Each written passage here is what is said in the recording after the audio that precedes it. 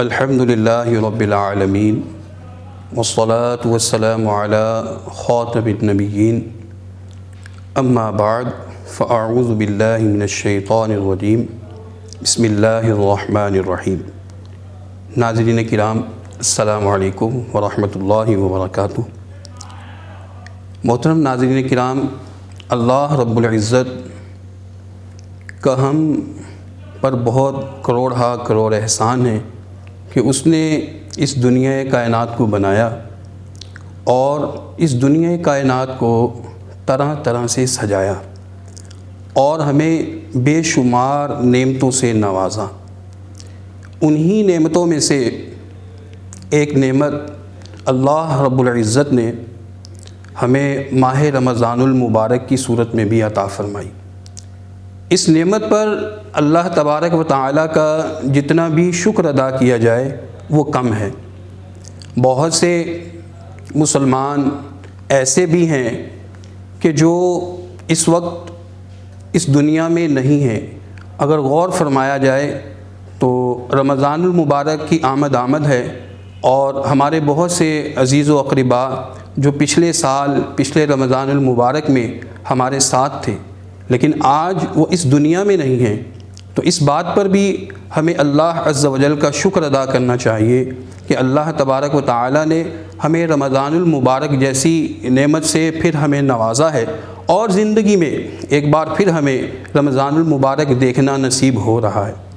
تو ہمیں یہ چاہیے کہ ہم رمضان المبارک کو بھرپور اچھے طریقے سے گزاریں اور عبادات کے اندر گزاریں۔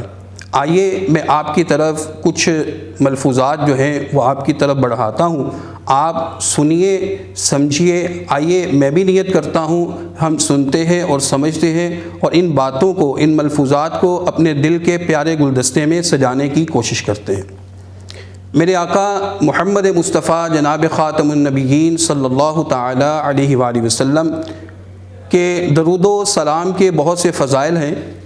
آئیے میں انہی درود و سلام کے فضائل میں سے آپ کو ایک فضیلت آپ کی خدمت میں پیش کرتا ہوں کہ جناب خاتم النبیین صلی اللہ تعالیٰ علیہ وآلہ وسلم نے ارشاد فرمایا کہ بروز قیامت جب نفسا نفسی کا عالم ہوگا اور اس وقت میرے سب سے زیادہ قریب وہ ہوگا کہ جو دنیا میں رہ کر مجھ پر کثرت کے ساتھ درود و سلام پڑھتا ہوگا۔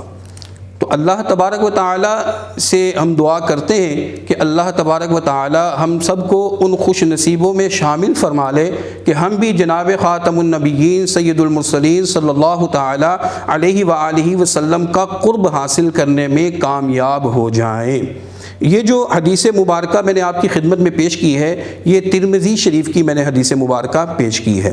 اللہ تبارک و تعالیٰ ہمیں کثرت کے ساتھ درود و سلام پڑھنے کی توفیق عطا فرمائے۔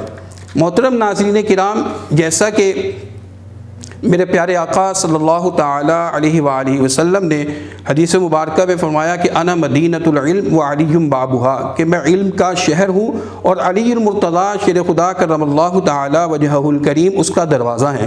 اسی طرح محترم ناظرین کرام، ہر شہر کا ایک دروازہ ہوتا ہے، ہر گھر کا ایک دروازہ ہوتا ہے، ہر سوسائٹی کا ایک دروازہ ہوتا ہے۔ اسی طرح عبادت جو ہے اس کا بھی ایک دروازہ ہے۔ اللہ عز و جل کے محبوب دانہ غیوب منزہ عن العیوب عز و جل و صلی اللہ تعالی علیہ وآلہ وسلم کا فرمان عالی شان ہے کہ جو روزہ ہے وہ عبادت کا دروازہ ہے۔ یہ حدیث مبارکہ الجامع الصغیر کے اندر پیش کی جاتی ہے، لکھی ہے، تحریر کی گئی ہے، جس میں سے میں نے آپ کی خدمت میں پیش کی ہے۔ اللہ تبارک و تعالی ہمیں اس جو دروازہ ہے اس میں سے گزرنے کی توفیق عالی کا عطا فرمائے۔